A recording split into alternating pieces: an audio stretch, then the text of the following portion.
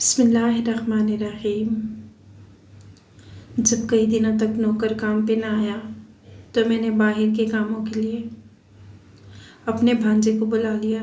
एक रात को मेरे शोहर घर ना आए तो भांजे ने एक दिन मेरे घर की लाइट ख़राब हो गई। शोहर की मीटिंग थी, उन्होंने लेट घर आना था। मैंने बहन को फ़ोन किया, उसने मेरी परेशानी की वजह पूछी तो मैंने कहा बिजली नहीं है। वो कहने लगी आदिल घर पर है, उसे बिजली का काम भी आता है, मैं इसे तुम्हारे पास भेज देती हूँ। मेरी बहन ने अपने बड़े बेटे का नाम लिया तो मैंने उसे फ़ौरन कह दिया, हाँ प्लीज़ आदिल को भेज दो, मैंने खाना बनाना है और घर में बहुत अंधेरा है। मैंने फ़ोन रख दिया और आदिल के आने का इंतज़ार करने लगी। मैं अपने भांजे आदिल के बारे में सोचने लगी कि वह छोटे होते हुए कितना शरारती हुआ करता था, मगर अब तो हमारी मुलाकात काफ़ी वक्त के बाद हो रही थी क्योंकि वो दूसरे शहर चला गया था जहाँ वो एक कोर्स कर रहा था। मैं जब भी बहन के घर जाती आदिल नहीं होता था। तभी मैं ये सोचकर मुस्कुरा रही थी कि दरवाजे पर बेल हुई। दरवाज़ा खोला तो आगे एक हैंडसम सा लंबा चौड़ा नौजवान खड़ा था। अरे आदिल, तुम तो बहुत बड़े हो गए। अपने भांजे को देखकर मैं हैरान रह गई। और आप अब तक वैसी की वैसी यंग और हसीन हैं। आदिल ने फ़ौरन मुझे अपने गले से लगा लिया। मुझे उस वक्त एक अजीब सा एहसास हुआ, इसलिए मैं फ़ौरन उससे अलग हो गई। वो कहने लगा, अरे आप तो अपनी तारीफ़ सुनकर शर्मा गई। मैंने कहा अच्छा अब जल्दी से काम पर लग जाओ। मैंने उसे ड्राइंग रूम में खड़ा कर दिया और ख़ुद किचन में आ गई। मैं सोचने लगी कि आज क्या पकाऊं, क्योंकि अब तो आदिल भी आ चुका था। थोड़ी देर बाद लाइट आ गई। मैं जल्दी से ड्राइंग रूम में आई और कहा तो तुम तो वाकई इस काम के माहिर हो। मैंने उसे शाबाश दी और उसी वक्त लाइट चली गई और गुप अंधेरा हो गया। मैं किचन में भी नहीं जा सकती थी जहाँ एमरजेंसी लाइट जल रही थी, इसलिए मैं दोबारा लाइट ठीक होने का इंतज़ार करने लगी। तभी अचानक किसी ने पीछे से मुझे चुटकी काटी। मैं शशतर रह गई। उसी वक्त लाइट आई। मैंने देखा आदिल के पीछे मेरे शोहर भी खड़े थे। मैंने देखकर हैरान रह गई। अरे आप कब आए? आपकी तो मीटिंग थी। मेरी बात सुनकर उन्होंने कहा अभी आया हूँ। लाइट नहीं थी इसलिए तुम लोगों ने मुझे अंदर आते देखा ही नहीं। मैंने कहा जी मत पूछें, इस लाइट ने मुझे बड़ा परेशान किया हुआ है। ये सुनकर आदिल कहने लगा अब लाइट ठीक हो गई, आप बेफिक्र हो जाए। वो बाहर जाने लगा। तभी मैंने उसे पुकारा, तुम कहाँ जा रहे हो? खाना खाकर जाना। वो कहने लगा खाना तो एक दोस्त के साथ खाऊंगा, आपके साथ फिर कभी। ये कहकर चला गया। मेरे शोहर कमरे की तरफ बढ़ गए, जबकि मैं हैरान परेशान सोच रही थी कि चुटकी वाली हरकत किसने की थी, आदिल ने या मेरे शोहर ने। इसके 1-2 दिन बाद आदिल मेरे घर पर था। वो मेरे लिए कुछ कपड़े लाया था जो मैंने एक टेलर को दिए थे। मैं वहाँ से ला ना सकी। मेरी बहन के कपड़े भी वही टेलर सीता था। आदिल अपनी माँ के कपड़े लेने गया तो मेरे कपड़े भी ले आया। मैंने उसका शुक्रिया अदा किया तो वह कहने लगा आज खाना खाकर जाऊँगा। मैं फ़ौरन किचन की तरफ गई। उसकी पसंद का खाना झटपट से बना लिया। जब मैं बाहर आई तब वह मेरे बेड पर लेटा हुआ था। उसके हाथ में मेरी साड़ी थी, जिसे देखकर वो कहने लगा लोग इस उम्र में भी मोटे हो रहे हैं और आप स्मार्ट। मैं समझ गई कि वो यकीनन अपनी माँ की बात कर रहा था, क्योंकि वो बहुत मोटी होती जा रही थी। मैंने उसके सर पर चिप लगाई तो उसने मेरा हाथ पकड़ लिया और उसे चूम लिया। उसके बहन भाई भी ऐसे ही करते थे। आदिल मुझे बहुत अजीब नज़रों से देखने लगा था। मैंने इस बात को नज़रअंदाज कर दिया। मैंने सोचा कि ये बड़ा हो रहा है, इसलिए इसका मुझे प्यार करना मुझे अजीब फील होता है।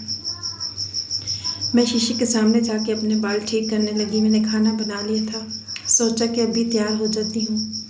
तभी आदिल मेरे पीछे आया, कहने लगा मैंने आपको साड़ी पहने कभी नहीं देखा, पहन कर दिखाएं। मैंने उससे घूर कर देखा। मैं तुम्हारे घर साड़ी पहनकर ही आती थी, याद है जब मेरी नई नई शादी हुई थी। वैसे भी ये नई साड़ी मुझे एक पार्टी में पहन कर जानी है। वो पार्टी मेरे शोहर के बास ने दी है। ये सुनकर आदिल ने बुरा सा मुंह बना लिया और कहने लगा तब मैं छोटा था इसलिए गौर से नहीं देखा होगा, आप पहन कर दिखाएं सिर्फ मेरे लिए। ये सुनकर मैंने उसे पीछे धक्का दिया और कहा कि अब तुम कौन सा बड़े हो गए हो, मेरे लिए तो तुम बच्चे ही हो। मगर आदिल ने जिद पकड़ ली तो मुझे वो साड़ी पहनना पड़ी। हम खाना खाने आए तो आदिल बस मुझे ही देखता रहा। मैं उसे नज़रअंदाज करके खाना खाती रही। फिर आदिल तकरीबन हर रोज़ हमारे घर आने लगा। वो मेरे घर तभी आता था जब मेरे शौहर घर नहीं होते थे, मगर मैं उससे क्या कहती, वो तो मेरा भांजा था। एक दिन आदिल घर आया तो मेरी नौकर से लड़ाई हो रही थी। मेरे शौहर ने नौकर रखा था, हम उससे बाहर के काम करवाते थे, उसे अच्छी तनख्वाह देते थे, मगर अब वो रोज़ रोज़ नखरे करने लगा था। कभी कहता मुझे गांव जाने के लिए छुट्टी चाहिए, तो कभी कहता मेरी तनख्वाह ज़्यादा करें, लेकिन काम के वक्त उससे मौत पड़ जाती। मैं घर के सारे काम खुद कर लेती थी। नौकर सिर्फ बाहर के कामों के लिए रखा हुआ था, मगर उसके नखरे ही ख़त्म नहीं होते थे। कई बार मेरे शौहर ने उसकी तनख्वाह भी डबल की थी, मगर फिर आज उसने मुझसे कहा कि महंगाई बहुत हो गई, मेरी तनख्वाह बढ़ा दें।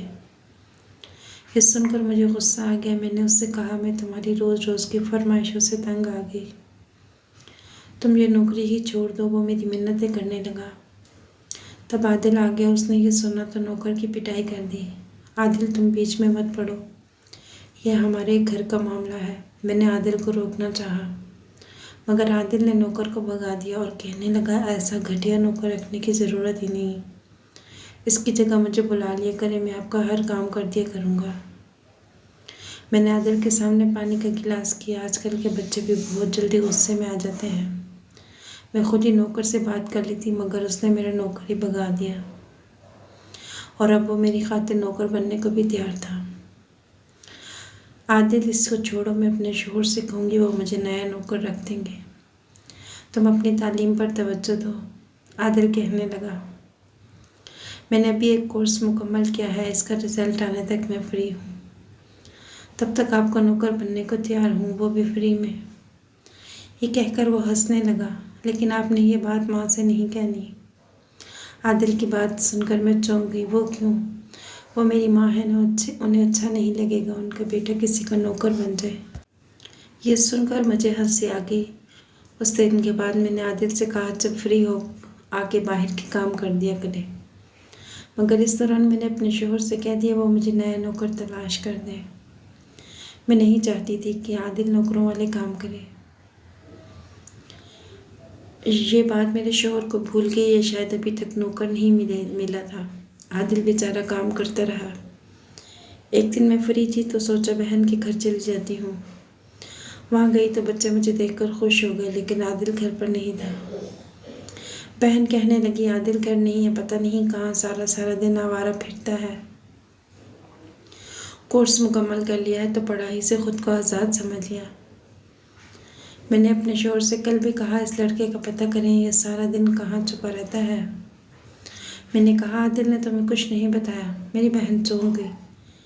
मैंने उससे बताया आजकल आदिल मेरे घर में ही होता है। ये सुनकर वो चौंक गई। अच्छा, ये बात मुझे आदिल ने नहीं बताई जो तुम कॉल करके बता देती। मैं समझी कि तुम्हें आदिल ने बताई होगी। आज तुम्हारे घर आई हूँ। ये सुनकर मेरी बहन पुरसकून हो गई और कहने लगी मैं आदिल की वजह से परेशान थी। शौहर काम के सिलसिले में बिजी रहता है और मुझे इस मोटापे ने तंग कर रखा है, वरना तुम्हारे घर आती तो ये बात मुझे पता चल ही जाती। चलो ठीक है कि वो आवारा दोस्तों के साथ फिरने की बजाय अपनी खाला के घर चला जाता है। तुम ज़रा उसका ख्याल रखा करो। मेरी बहन मुतमईन हुई तो मैं उसे कहने लगी हाँ ज़रूर, क्यों नहीं। उस दिन मैं बहन के घर से खाना खा कर आई, मगर जब तक मैं वहाँ रही आदिल घर नहीं आया। मैं घर वापस आई तो शौहर की कॉल आई। उसने कहा मैं घर देर से आऊँगा। मैं पुरसकून हो गई। जैसे ही अपने कमरे में आई हैरान रह गई। सामने बेड पर आदिल सोया हुआ था। वो गहरी नींद में था। मैंने उसे नहीं जगाया। मेरी बहन का मैसेज आया कि अभी तक आदिल घर नहीं आया। मैंने आदिल की तस्वीर बनाई और बहन को व्हाट्सएप कर दी। ये सुनकर मेरी बहन कहने लगी आदिल को क्या होता जा रहा है। मैंने कहा आदिल अब बड़ा हो रहा है, इसीलिए तब्दीली चाहता है, तुम बेफिक्र रहो, मैं इसका ख्याल रखूँगी। यह सुनकर मेरी बहन बेफिक्र हो गई, मगर मैं बेचैन कि शौहर आएगा तो उससे क्या जवाब दूँगी। उसी वक्त शौहर की कॉल आ गई। उसने मुझसे कहा कि मैं एक ज़रूरी काम के सिलसिले में शहर से बाहर जा रहा हूँ, तुम दरवाज़ा लॉक करके सो जाओ। मैं ये मुतमईन हो गई सुनकर, ऐसा पहले भी कई बार हुआ था। मैं घर में अकेली रह चुकी थी, मगर आज तो आदिल भी घर पर मौजूद था, इसलिए मैं दूसरे कमरे में आ गई और मुझे नींद आ गई। सुबह झांकी तो आदिल के कमरे में झांका, वो अभी तक सो रहा था। मैंने हाथ लगाया तो चौंक गई, उससे बहुत तेज़ बुखार था। उसने मुझसे कहा, मेरे सर में बहुत दर्द है। मैंने डॉक्टर को कॉल की, उसके लिए चाय बनाकर लाई और उसका सर दबाने लगी। वो कहने लगा, आप मुझे बहुत अच्छी लगती हैं, मेरा दिल करता है मैं हमेशा आपके पास रहूं। आदिल बेहोशी में अजीबोगरीब बोल रहा था। आदिल मेरी बहन का बेटा था। मैंने उसका माथा चूम लिया। खुदा ने मेरी झोली खाली रखी थी, लेकिन मेरी बहन की झोली बच्चों से भर दी थी। उन बच्चों को मैं अपनी औलाद ही समझती थी। आदिल को बुखार में देखकर तड़प गई। डॉक्टर आया तो उसने आदिल को दवाई दी। आदिल शाम तक लेटा रहा। मैंने अपनी बहन को बताया तो वो फ़ौरन मेरे घर आ गई। आदिल कुछ देर पहले मुझसे बातें कर रहा था, मगर माँ को देखकर अपनी आंखें बंद कर ली और सो गया। माँ कहने लगी, आदिल अब घर चलो, तुम्हारे बाप को भी फिक्र है। मगर आदिल ने कोई जवाब नहीं दिया। मेरी बहन का चेहरा बुझ गया। मैंने उससे कहा, आदिल सो गया है, जागेगा तो मैं उसे खुद तुम्हारे घर छोड़ आऊँगी। ये सुनकर मेरी बहन चली गई। मुझे लगा इन माँ बेटे के बीच में कुछ चल रहा है, मगर मेरी बहन मुझे नहीं बताती।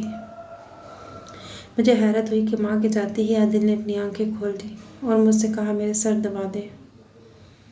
मैंने उसके सर को अपनी गोद में रखा और दबाने लगी। आदिल, तुमने अपनी माँ को देखकर आंखें क्यों बंद कर ली?